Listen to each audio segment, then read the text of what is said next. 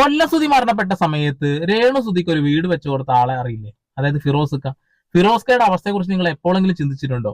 അങ്ങനെ ഒരു വീട് വെച്ച് കൊടുത്തതിന്റെ ഭാഗമായിട്ട് അദ്ദേഹത്തിന് ഉണ്ടായ നഷ്ടങ്ങൾ എന്താണെന്ന് നിങ്ങൾക്ക് അറിയുമോ?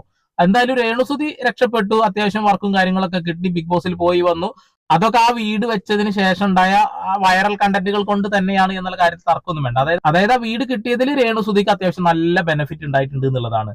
പക്ഷെ ബെനിഫിറ്റ് ഉണ്ടാവാതെ പോയൊരു മനുഷ്യനുണ്ട്. ഒരുപാട് ആളുകൾക്ക്, പാവപ്പെട്ട ആളുകൾക്ക് വീടൊക്കെ വെച്ച് കൊടുത്തിരുന്ന ഒരു പാവപ്പെട്ട മനുഷ്യൻ ഫിറോസ്ക. ഏറ്റവും വലിയൊരു മണ്ടൻ തീരുമാനമായിരുന്നു ആ കുടുംബത്തിനൊരു വീട് നിർമ്മിച്ചു നൽകുക എന്നുള്ളത്.